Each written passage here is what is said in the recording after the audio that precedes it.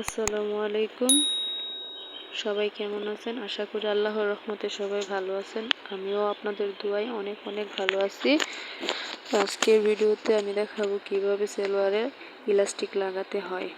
একটি নিয়ম ফলো করলে আর ভিডিওটি ভালো করে দেখলে আপনারা সব ধরনের সালোয়ারেতে ইলাস্টিক লাগাতে পারবেন। তাহলে চলুন ভিডিওটি শুরু করা যাক।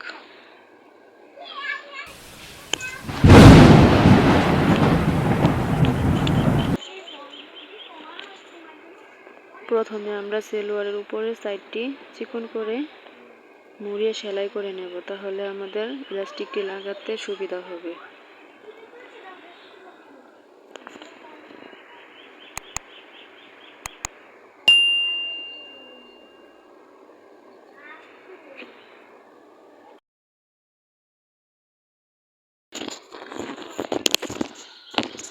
এখন আমরা কোমরের মাপটি নিয়ে নেব। তাহলে কোমর ছিল 46 ইঞ্চি। 46 ইঞ্চি কোমরের অর্ধেক 23 ইঞ্চি। আমরা সব সময় কোমর যা হবে তার অর্ধেক নেব। অর্ধেক থেকে 4 থেকে 5 ইঞ্চি বেশি নেব, তাহলে আমাদের একদম সহজভাবে ইলাস্টিকের হিসাবটি বের হয়ে আসবে। তাহলে আমাদের 46 ইঞ্চি কোমরের জন্য আমরা নেব 28 ইঞ্চি, কারণ 1 ইঞ্চি সেলাইয়ে যাবে আর 4 ইঞ্চি আমাদের থাকবে। 5 ইঞ্চি বেশি নিলেই হবে। এখন আমরা ইলাস্টিকটি 28 ইঞ্চি নিয়ে নেব।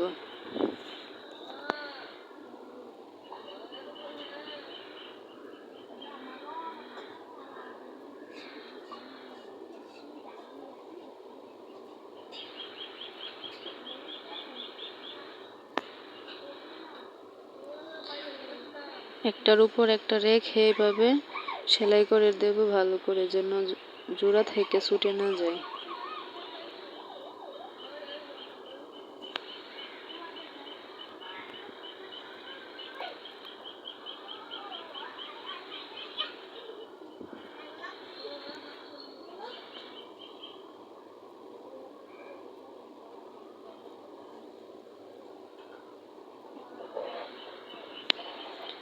আমি যার জন্য সালোয়ারটি সেলাই করছিলাম তার পুরনো সালোয়ারের ইলাস্টিকের মাপ ছিল 13।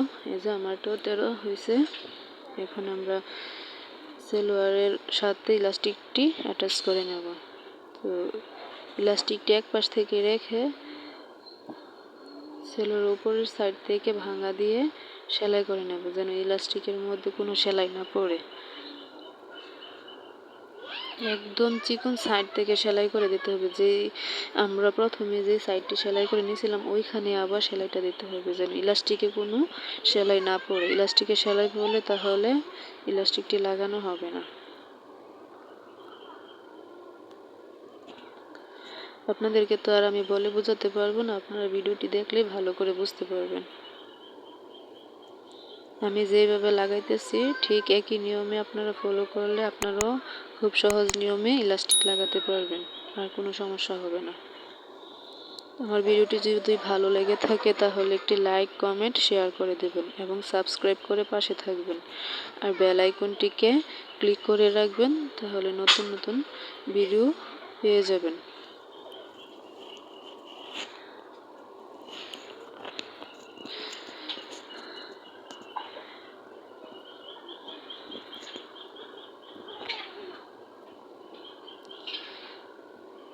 টেনে টেনে আমরা ইলাস্টিকটিকে সালোয়ারের সাথে লাগিয়ে নেব। কোনোভাবেই যেন ইলাস্টিকে সেলাই না পড়ে।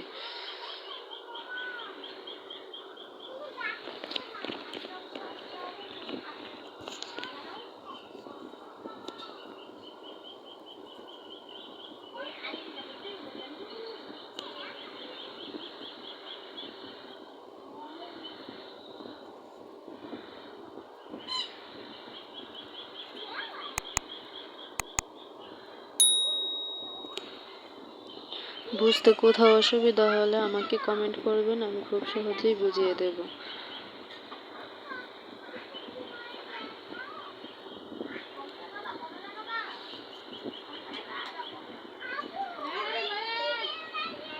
এখন সব দিক থেকে টেনে টেনে আমরা ইলাস্টিকটিকে সমান করে নেব। যেন সব দিকে একইভাবে কুচিটা উঠে এবং কাপড়গুলা কোনোভাবে কুঁচকে না থাকে। এখন টান টান করে আমরা মাঝখান দিয়ে আরেকটি সেলাই দিয়ে নেব, তাহলে ইলাস্টিকটি আর সরে যাওয়ার কোনো সম্ভাবনা থাকবে না, সুন্দর করে সেট হয়ে যাবে। আমরা কাপড়ে টান দেব না, ইলাস্টিক আর কাপড় সহ টান দেব, যেন ইলাস্টিকটি কোথাও কুঁচকে না থাকে বা কাপড়গুলো কোথাও কুঁচকে না থাকে।